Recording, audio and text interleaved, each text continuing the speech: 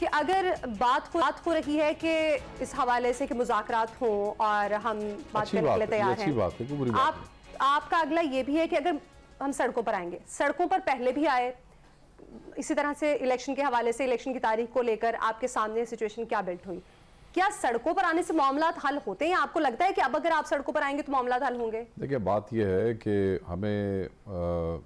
हम अदालतों में गए, हम असम्बलियों से बाहर आए जी, हमने आपके टॉक शोज़ में गुफ्तगू की, हमने प्रेशर्स दिए और जितने भी एक कानूनी और आइनी तरीक़ेकार हैं हमने वो सारे के सारे इस्तेमाल किए।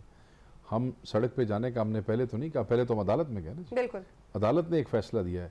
इन्होंने हमारी बात तो क्या माननी थी, आज इन्होंने सुप्रीम कोर्ट ऑफ पाकिस्तान की बात मानने से भी इनकार कर दिया, बल्कि उल्टा सुप्रीम कोर्ट को अटैक करना शुरू कर दिया है। मैं ये समझता हूँ कि महज़ब माशरों में भी, सिविलाइज कंट्रीज़ में भी, आप अमेरिका में चले जाएँ, यूरोप में चले जाएँ, फ्रांस में देखें क्या हुआ महंगाई की वजह से। लोग अल्टीमेटली घरों में कानूनी तरीके इस्तेमाल करने के बाद इस नहज पे पहुँचते हैं कि जब उनको फिर सड़क पे आना पड़ता है। याद रखिएगा, जो लोग आज तक आपको नज़र आए हैं ना, जलसों में, जुलूसों में, जुडिशल कॉम्प्लेक्स के बाहर या किसी ज़मान पार्क के बाहर, आप सिर्फ उसको वो ताकत मत समझिएगा पीटीआई की असल ताकत वो है जो खामोश लोग घरों में बैठे उसके लिए दुआ कर रहे हैं। यानी कि अगर आप किसी ज़िले से किसी को बुलाएं तो हो सकता है सिर्फ 4 बसें ज़मान पार्क आ जाएं, मगर जब हम वहाँ पे अपने कैंडिडेट खड़े करेंगे तो वो स्वीप करेंगे। मेरी आप बात समझ रही हैं? सही। हमें ये इस बात पे मजबूर कर रहे हैं, आइन की खिलाफवर्जी करके, आइन शिकनी करके, ये जो फाशिस्ट स्टेप्स उठा रहे हैं कि हम उस खामोश मेजॉरिटी को बाहर लेके आए जो हम कभी नहीं लेके आए।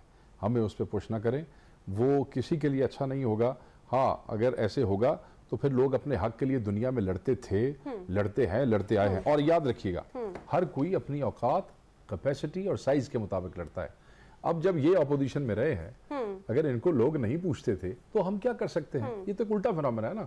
हमेशा इस मुल्क में जो इक़्तिदार से बाहर जाते हैं, बंदे उन्हें सलाम लेना भी बंद कर देते हैं। ये तो उल्टा काम हुआ है कि एक आदमी इक़्तिदार से बाहर गया है, दुनिया उसके घर के बाहर खड़ी हो गई, उसके ऊपर 150 FIR भी आपने दे दिया, बंदे फिर भी वो निकलता है तो हजारों की तादाद में लोग उसके साथ निकलते हैं। तो ये काम इनके लिए अनहोना है। इनको तो पता था कि जब बंदा वज़ीर आज़म नहीं होता बंदे सलाम भी नहीं लेंदे, अब काम हो गया उल्टा। सो अब अगर ये इस झोंके होते ना, मसलन जब ये इस जोगे थे, जब इन्होंने सुप्रीम कोर्ट पे हमला करवाया था तो ये वजीर आजम थे, ये सरकार में थे, तो बंदे खुशामद करते थे।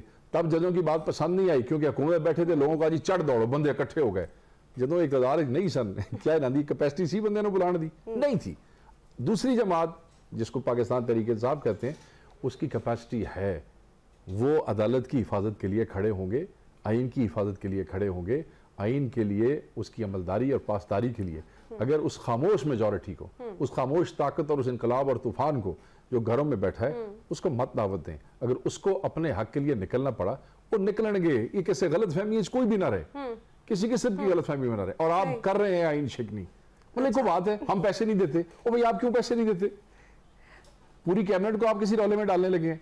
उधर से आपने 42 बंदों को आपने रौले में डाल दिया है, जिसमें ना आपका कोई वजीर था, ना आपका वजीर आजम था। वो बेचारी 28 खवातीन सन, बाकी वो जड़े चगड़ किस्म के हल्कियां दे लोग सन, उन्होंने ना तुसी दस्तखत करा छड़े, जान कुर्बान होते ही कुर्बान हो।